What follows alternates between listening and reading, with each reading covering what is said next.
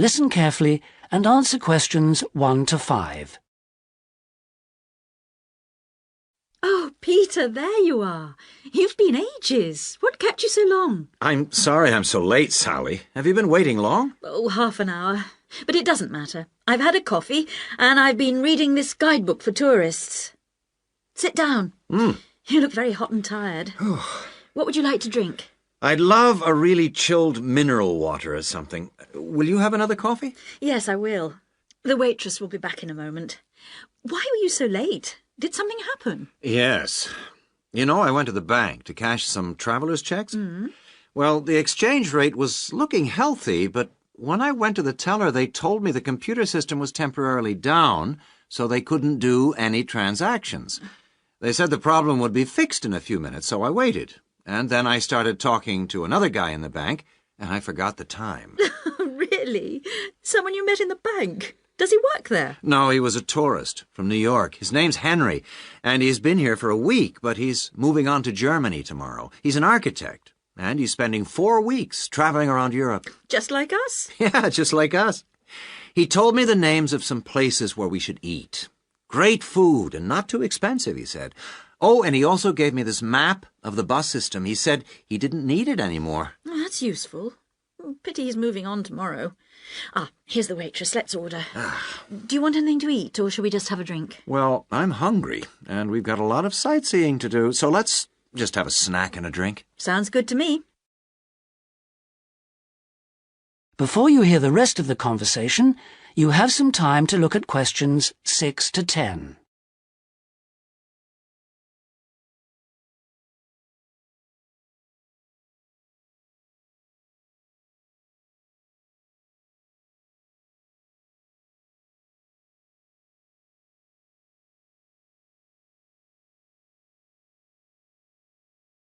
Now listen and answer questions 6 to 10. Well, let's decide what we'll see today. I guess the best place to start is the cathedral, and then the castle. What are the opening times for those two? Well, according to this guidebook, the cathedral is only open from 9:30 in the morning until midday. Oh, no, hang on. That's the Cathedral Museum. The cathedral itself is open morning and afternoon. The castle is just open from 1 to 5, so we can't go there until after lunch. I really want to spend some time in the art gallery, because they've got this wonderful painting by Rembrandt that I've always wanted to see. What else should we see? Well, the guidebook says the botanical gardens are worth spending some time in, and they're open all day from 8 to 6, so we can go there any time. I'd like to go to the markets near the river too, but, oh, no, wait, that's only in the mornings too. As well as today and tomorrow, we can see some other places on Monday, you know. But I don't think the markets will be open then. They only open on Thursdays, so we've missed them for this week. Maybe we should go to the cathedral today because it's Sunday tomorrow, and even though it's open every day, it might be more difficult to get in tomorrow because of the church services. That's true. But the art gallery isn't open on Sundays at all, so we'll have to go there today. The castle's open every day except Mondays, so we're okay there. And the gardens, of course, only close at night. Are all these places free, or do we have to pay to go in? What does the guidebook say? I think there's a charge for all of them, except the botanical gardens. Oh, and the markets. Of course you don't pay to go in. Okay. Well, it looks like our plan is this. We'll go to see the painting you like first, the Rembrandt, then have lunch and go on to the castle after that, and then the cathedral. Okay. It says here that the roof of the cathedral is really beautiful. Is that right? What I really want to do at the cathedral is climb the tower. The view is supposed to be spectacular. Okay, well, that'll be more than enough for today. Then tomorrow, let's go to the botanical gardens and have a picnic. I want to sit by the river and watch the swans. This city's famous for them. That is the end of section 1. You now have half a minute to check your answers.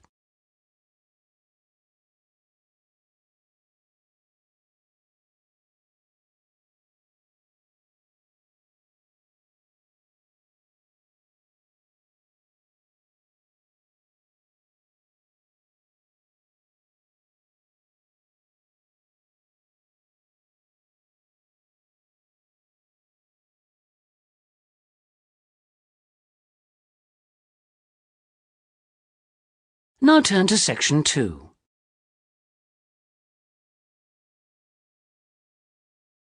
Section 2. You'll hear part of a talk given by an international student counsellor speaking to a group of overseas students during their orientation week. First, you have some time to look at questions 11 to 14.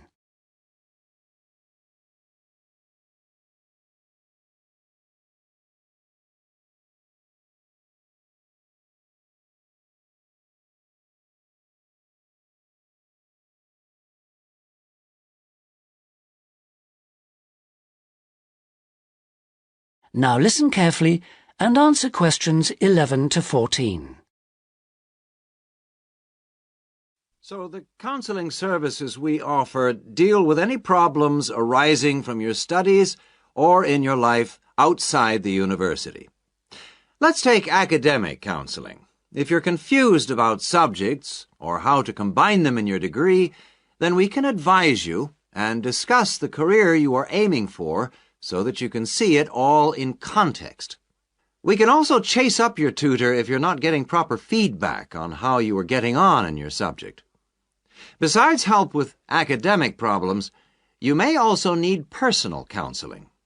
If you think you're already under stress, well, just wait till classes begin next week. You'll have to start adjusting to teaching and learning methods that may be unfamiliar to you, as well as the mounting pressure as the deadline for that first assignment creeps up on you. And, of course, you have to cope with all this without your usual social network. You know, the social contacts, family and friends you could normally rely on for help. All of this causes anxiety. Studying overseas can trigger a personal crisis. You may have left a lot of what you might call unfinished business back in your own country. Or you may have interrupted personal relationships or even sometimes have broken them off to come overseas. And so the student often feels lonely, unhappy, unmotivated, and unable to concentrate on studying. Or there may be other things bothering you. Our resident chaplain can offer you spiritual guidance if that's what you want, or we can put you in touch with community groups that can provide you with social contacts and friendship. Before you hear the rest of the talk, you have some time to look at questions 15 to 20.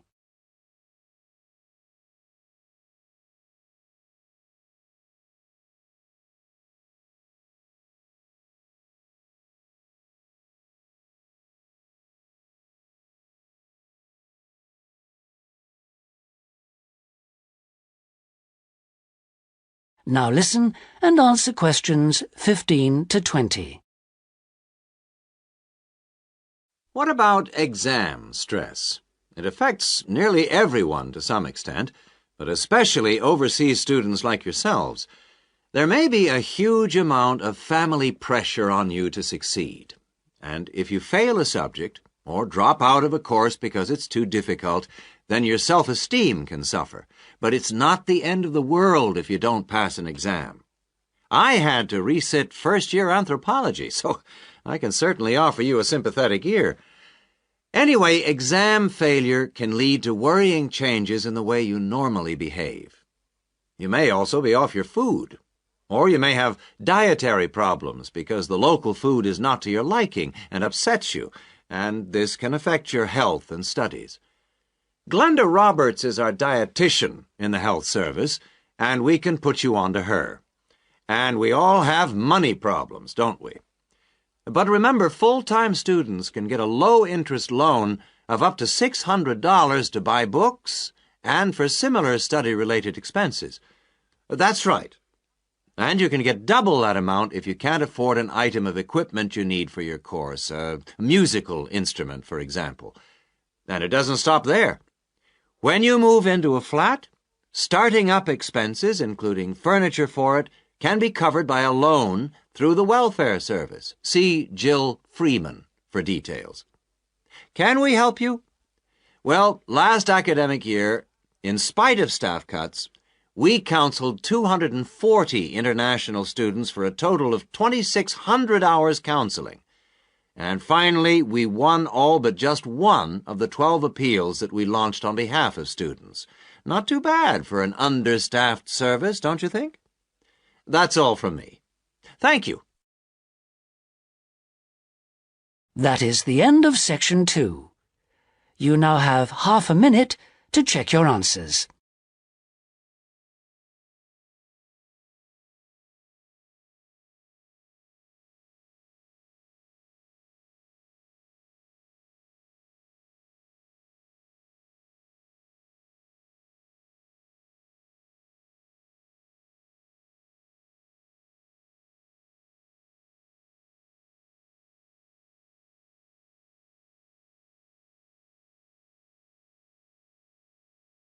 Now turn to Section 3.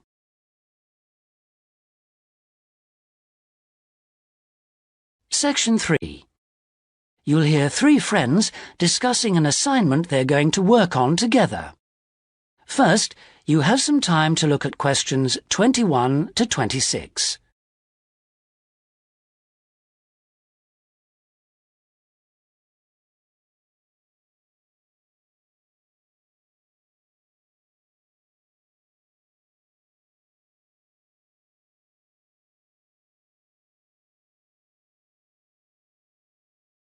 Now listen carefully and answer questions 21 to 26.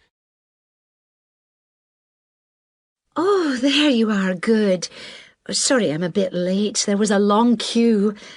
So, have you worked out how to deal with this assignment then? Not yet. We've only been here a couple of minutes ourselves. Can you just remind me what the task is exactly? Well, there are three parts to it. First, we've got to write an essay about ways of collecting data. Then... What's the title of the essay exactly? I've got it here. Assess the two main methods of collecting data in social science research. And how much do we need to write? 1,500 words. That's for the essay. Then for the second part of the assignment, we have to choose one method of data collection and carry out a small-scale study, making appropriate use of the method chosen to gather data from at least 5 subjects. And then we have to write a report on the study? That's right, of 3,000 to 4,000 words. Did you get as far as discussing which form of data collection we should go for? Questionnaire or interview, isn't it? Yeah, I think we should use a questionnaire. It'll be so much less time-consuming than organising interviews, I reckon. Once we've agreed on the wording of it, we only have to send it out and wait for the responses. Yes, I think it probably would be quicker. But what did that article he gave us last week say about the quality of data from questionnaires? I'm pretty sure it recommended questionnaires as a source of highly reliable data. As long as you design the questionnaire properly in the first place, the data will be fine. No, I'm sure it talked about drawbacks as well, didn't it? Something about the response rate and the problems you get if it's too low? Yeah, but we only need data from 5 subjects anyway. Oh, I suppose so. Another drawback I remember it mentioned was that questionnaire data tends not to reveal anything unexpected because it is limited to the questions fixed in advance by the researcher. Come on, Rosa, this is only a practice. It's not meant to be real research, is it? Well, not sure about that. Before you hear the rest of the conversation, you have some time to look at questions 27 to 30.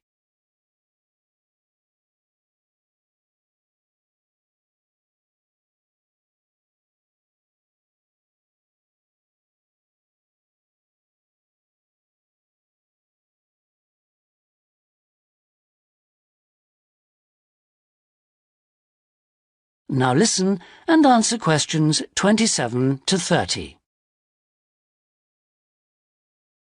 Maybe I'd better go through the article again, just to be sure. Can you remember what it was called? Sample Surveys in Social Science Research, I think. By Mehta. M-E-H-T-A? Yeah. And he also recommended a more recent book called Survey Research by Bell, I think. It's in that series published by London University. And if we try to use interviews instead, I saw a book in the departmental library that'll be helpful. It's called Interviews That Work by Wilson, published in Oxford in 1988. Right. Oh, I've got a tutorial now. Can we meet up again later this week? What about Friday morning? Suits me. 11 o'clock? Fine. Before Friday, I think we should all look through the reading list. That is the end of section 3. You now have half a minute to check your answers.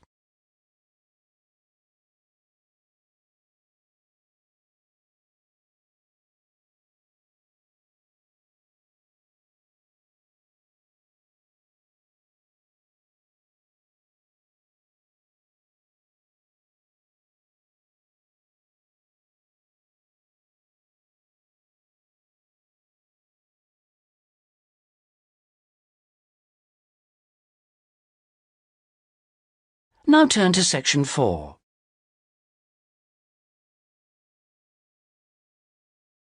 Section 4. You'll hear the beginning of one lecture in a series of lectures about crime. First, you have some time to look at questions 31 to 40.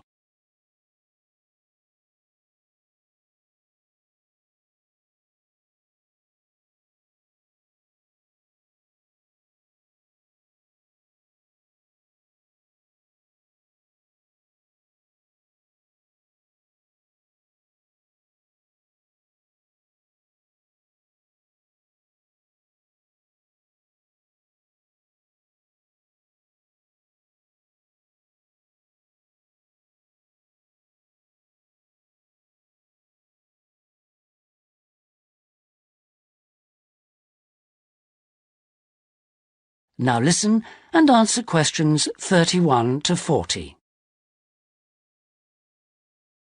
So far in these lectures, we've been looking at crimes like robbery and murder, both from a historical viewpoint and also in contemporary society. And we've seen that the preoccupation in Western society with crime and with lawlessness is part of a long and continuous tradition, rather than something which is new and unique to modern society. But over the past 70 years or so, there has been a massive increase in one type of crime, which is what's known as corporate crime. Corporate crime is crime which, as the name suggests, is connected with companies, with business organizations. It includes illegal acts of either individuals or a group within the company. But what is important is that these acts are normally in accordance with the goals of the company. They're for the good of the company rather than the individual. It's been defined as, quote, crime which is committed for the corporate organization, the company, not against it, unquote. So crimes like theft by employees, things like embezzlement or fraud against one's actual employer are excluded according to this definition. The employees may be involved, but they're acting in the first place for the company. They may not even realize they're committing a crime. Or they may realize, but they feel it's excusable because it's policy. Or because otherwise they may lose their jobs. So here really we're talking about the links between power and crime. Now this is one area that much less is generally known about than conventional or traditional crime. It has been relatively ignored by the mass media.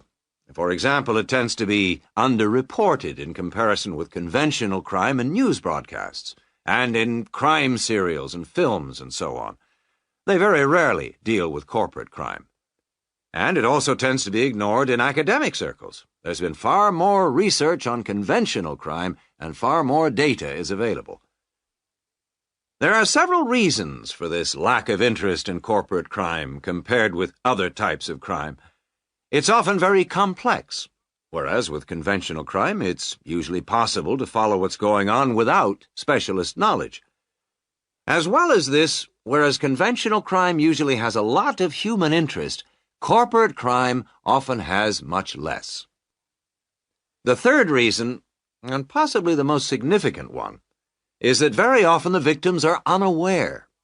They think their misfortune is an accident, or that it's the fault of no one in particular. They're unaware that they've been victims of a crime.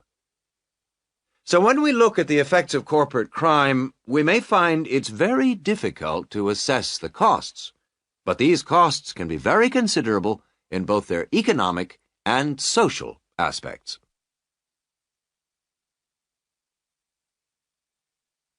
Let's look at the economic costs first.